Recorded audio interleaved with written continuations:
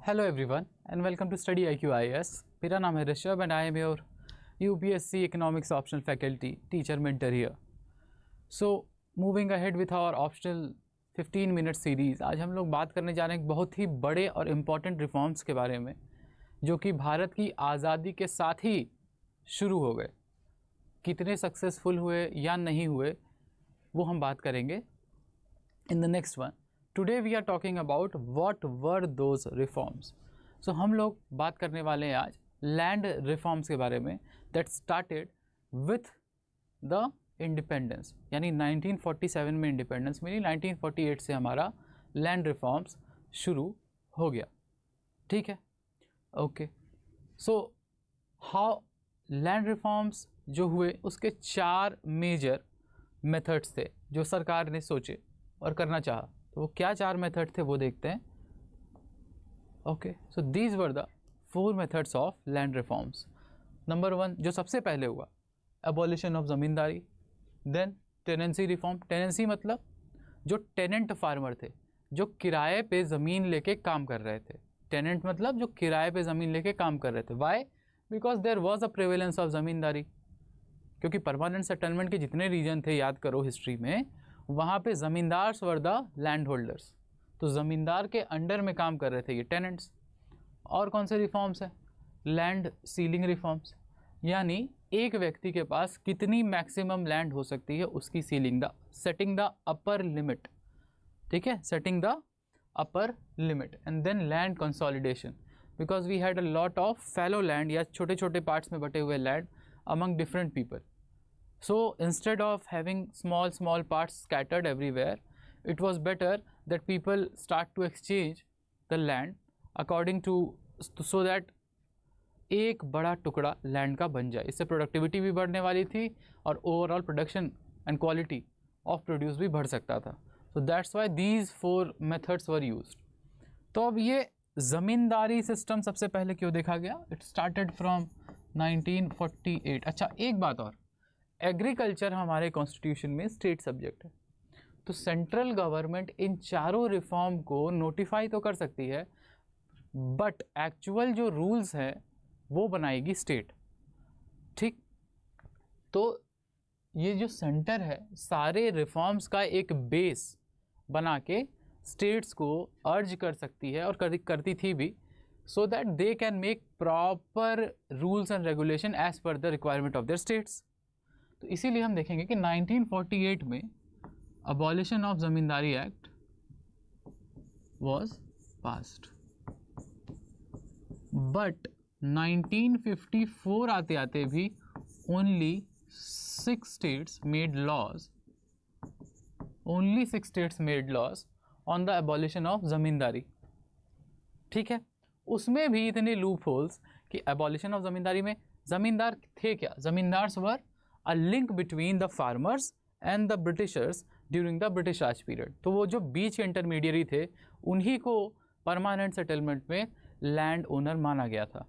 ठीक है, तो उनका काम था टैक्स लेना और ऊपर पहुंचा देना, टैक्स लेना, कुछ कट रखना और ऊपर पहुंचा देना।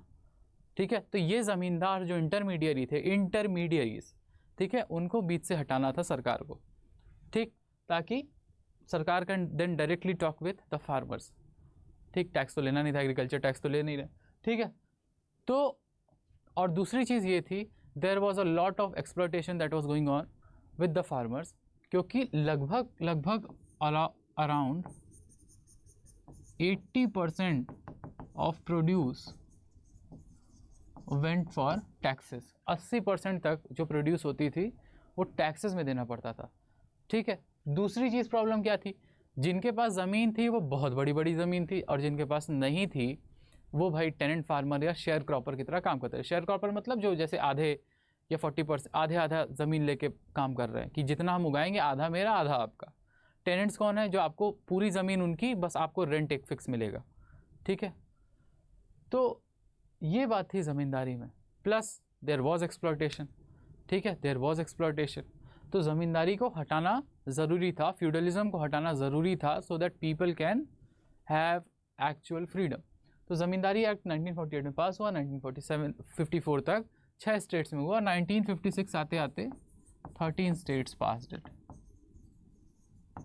ठीक है, 13 स्टेट पास किए और फ़ायदा हुआ, ठीक है, फ़ायदा हुआ, ऐसा नहीं कि फ़ायदा नहीं हुआ। लगभग 20 लाख फार्मर्स, जो छोटे छोटे फार्मर्स थे, उनको ज़मीनें मिली after the abolition of zamindari act, ठीक है। उसके बाद है हमारा टेनेंसी रिफॉर्म। टेनेंसी में 3 पार्ट में हम सोच सकते हैं रिफॉर्म्स को कैसे किया होगा। पहला, टेन्योर सिक्योरिटी, दूसरा रेंट रेगुलराइजेशन, और third ownership if they are working on the same land for more than 12 years। तो टेनेंसी माने टेनेंट से रिलेटेड रिफॉर्म्स, ठीक है। टेनेंट सिक्योरिटी, टेनेंट सिक्योरिटी क्या हो सकती है? टेनेंट का मतलब जैसे आप किसी घर पे रेंट पे रह रहे हैं, ठीक है, रेंट पे रह रहे हो तो आपका एक रेंट होगा जिस पे आपको देना होता होगा पैसा, बट अगर मकान मालिक जो आपका है वो बोल दे कि 6 महीने में आए अचानक और के 50% रेंट बढ़ा दो, तो it's too much for you, you can't bear the cost. तो उसको कंट्रोल करना होगा भाई, rent is control by market demand and supply, तो ऐसा नहीं कर सकते। बट इस टाइम कौन सा मार्केट, और आज भी एग्रीकल्चर में कौन सा मार्केट, ठीक है। तो टेन्योर सिक्योरिटी यानी आप कितने साल तक या कितने महीने तक हैं वो कॉन्ट्रैक्ट सिक्योरिटी होनी चाहिए, पहली चीज़। दूसरी चीज़ रेंट रेगुलराइजेशन, इसका मतलब कभी भी ज़्यादा या कम रेंट ना बढ़ाया जाए, ठीक है। एक फिक्स्ड अमाउंट हो जो कि सरकार ने तय किया कि 25% के ऊपर, सेंट्रल गवर्नमेंट ने तय किया कि 25% will be the 25% will be the upper limit, ठीक है, 25% will be the upper limit. हाँ, but states were free to make that rules according to their states, ठीक है। इसीलिए कहीं देखोगे 40% तक लिमिट थी, कहीं कहीं 15 से 25% तक लिमिट थी, डिपेंडिंग अपॉन इरिगेशन सिस्टम्स, ठीक है। टेन्योर सिक्योरिटी मतलब that you can not fire people at will, ठीक है, वो सिक्योरिटी होनी चाहिए टेन्योर की, कॉन्ट्रैक्टेड। और ओनरशिप का मतलब, और ये ओनरशिप का मतलब कि अगर मान लो कि कुछ सालों तक वो टेनेंट उस जगह पे लगातार काम कर रहा है, मान लो 10 साल 12 साल, ठीक है, तो उसको मिल जाए वहाँ की सिक्योरिटी कि मैं अब ओनर हो जाऊँगा। बट सिर्फ 2 या 3 स्टेट पास किए, मोस्टली 2 स्टेट्स वर लेफ्ट वाले स्टेट जो होते हैं वो, जैसे वेस्ट बंगाल, केरला सबसे पहले, West Bengal and Karnataka to some extent, ठीक है। कि अगर बहुत सालों तक एक टेनेंट एक ही जगह काम कर रहा है तो उसको उस लैंड की ओनरशिप मिल जाएगी, ठीक है। तो ये हुआ हमारा tenancy reform. Third is land ceiling, means the upper limit a person, upper limit of agriculture land a person can possess as personal property,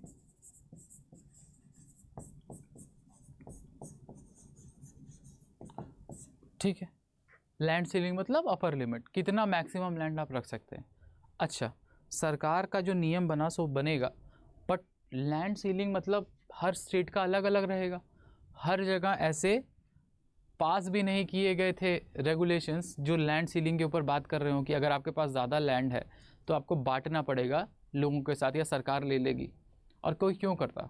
सीधी सी बात है कि अगर आपकी प्राइवेट प्रॉपर्टी है, will you want it to share with others? आपका घर है 3 मंजिल का, सरकार आए और बोलने लगे कि बस आप 1 मंजिल में रहते हैं, बाकी 2 मंजिल अब आपको दूसरे को देनी होगी, why will you do that? ठीक है, तो एवरीवन वाज स्केप्टिक। तो सिर्फ ये मत सोचो कि सरकार जो है गरीबों के लिए कुछ कर रही है, बट इकोनॉमिकली आप ये भी सोचने की कोशिश करिए कि जिसकी प्राइवेट प्रॉपर्टी है, why will he want to give it away easily? ठीक है, मैंने कहता हूँ नहीं देनी चाहिए थी, but give it away easily. ठीक है, तो land ceiling was trying to limit the land resources. 2 तरह से करना था, एक पोटेंशियल लैंड सीलिंग लगा के और एक एक्चुअल लैंड सीलिंग। तो पोटेंशियल का मतलब फ्यूचर में कोई अपना लैंड का जो हिस्सा है, जो आज जितना है, और ज़्यादा ना बढ़ाए, एक लिमिट के ऊपर और ज़्यादा ना बढ़ाए। और एक्चुअल मीन्स आज अगर आपके पास बहुत बड़ा है और हमने लैंड सीलिंग लगा दी, जैसे मान लो कि आपके पास 1000 एकड़ है, हमने लैंड सीलिंग लगा दी कि 200 एकड़ से ज़्यादा एक आदमी के पास नहीं होना चाहिए, तो 800 एकड़ जो आपका है वो गवर्नमेंट को लेके आसपास के लोगों में सेल कर दे या बांट दे, वॉटेवर, ठीक है, बट आपके पास 200 एकड़ से ज़्यादा नहीं होना चाहिए। बट इसका सबसे बड़ा लूप होल ये था कि इसमें बहुत सारे एक्सेप्शन थे। अब अगर आप फूड ग्रेन के अलावा कुछ भी उगाना, जैसे plantation crop like tea coffee, cash crops, commercial crops, तो लैंड सीलिंग का आपको एग्जेम्पशन मिल जाता था।